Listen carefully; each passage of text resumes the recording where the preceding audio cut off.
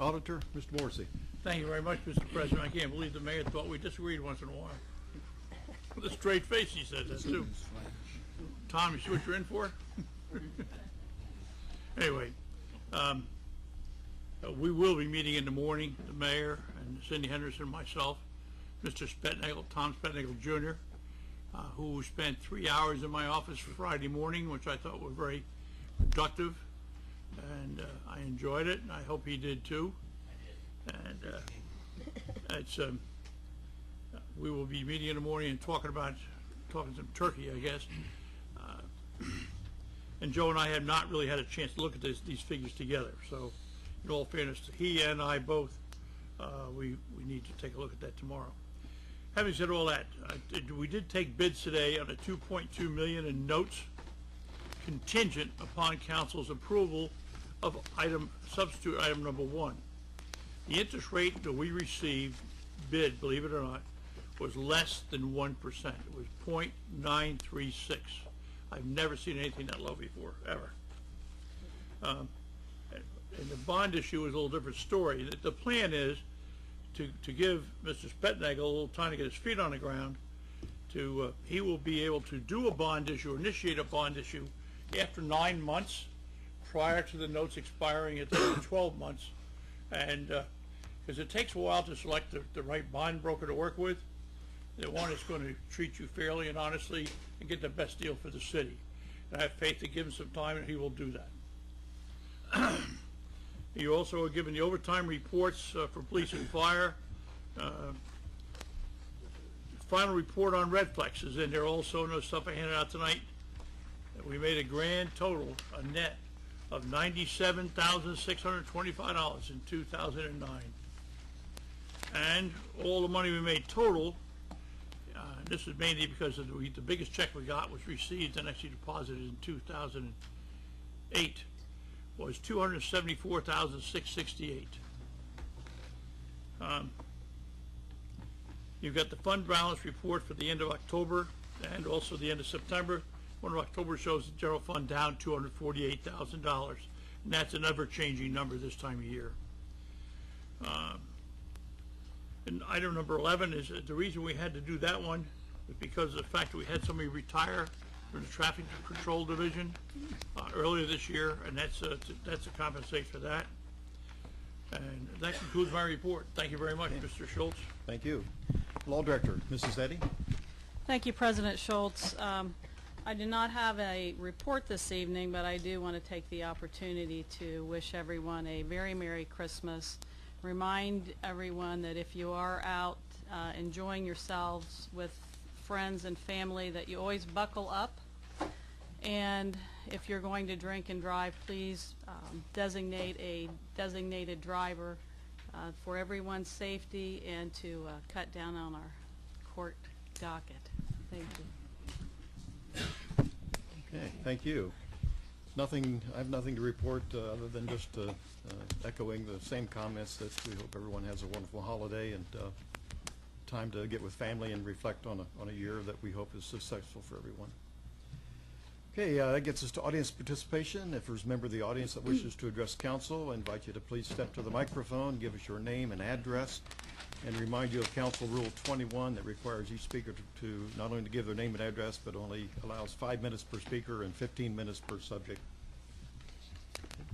My name is Gail Taylor. I live at 253 Vine Street. I came away from the last Finance Committee meeting thinking the game was up and I should just go home, but here I am again asking you to leave the AEP issue to a new term of council and the new year. This time I brought show and tell, the cover of the annual report of the state's Historic Preservation Tax Credit Program. The Carlisle is pictured. Besides holding up our city as a model, the State Development Department has already given us $200,000 to stabilize the building. I wonder, as part of the big picture, how our inaction on the Carlisle might affect future funding requests. I'm sure you've seen the recent Gazette editorials calling for delay on the AEP purchase. Back to the Finance Committee meeting. It was a startling thing. Just a week after the AEP legislation was suddenly brought back to the floor, almost all the major people involved in the planned purchase appeared at a meeting where issues were aired and council members with questions were assured that everything was in order. The planned AEP purchase has been skillfully orchestrated. Unfortunately, leadership for an orderly approach to the intertwined issues of court space, administration space, and downtown revitalization has been lacking. Let me try to put myself in context. I moved here in 2007. I used to write about preservation as a reporter in South Dakota. I belong to preservation groups, but I'm not an officer in any of them. I have a law degree, but my license is inactive, so I'm not allowed to call myself a lawyer. As these space and planning issues have played out, what seemed like sudden moves have alternated with long stretches of seeming inaction. Yet whenever the AEP purchase has resurfaced, a great sense of urgency has been created. Most recently, urgency seems to focus on a May 2008 court decision out of Marietta involving city obligations toward municipal courts. This July, Mayor Sulzer sent each council member a copy of the decision with a letter warning Chillicothe faces similar liability in dealing with the needs of the Chillicothe Municipal Court. Liability not only in providing facilities for the court, but also liability in paying attorney fees for anyone bringing the lawsuit. The implication that Chillicothe faces any immediate jeopardy because of this case, I find misleading. I think the main point of the case is not in dispute. The city must provide proper facilities for the court. I see no reason why this case prevents Chillicothe from taking more time to sort out alternatives. The mayor has been meeting with the owners of the Carlisle. Mrs. Henderson attended at least one of those meetings. At the Finance Committee, she raised concerns about what she'd heard. I don't think it's unfair to say that Mrs. Henderson and the mayor have long favored the AEP purchase.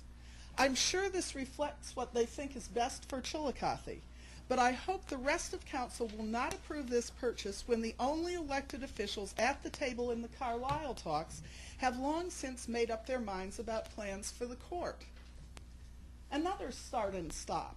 In September, the Finance Committee was assigned a proposed resolution that preservation advocates maintained would be the best way to officially bring council members into the Carlisle talks. Expressing frustration about pressure for quick action, Mrs. Henderson returned to the full council and placed on the floor an amended resolution that other council members seemed not to have seen. Once council passed the amended resolution, problems were raised about its wording.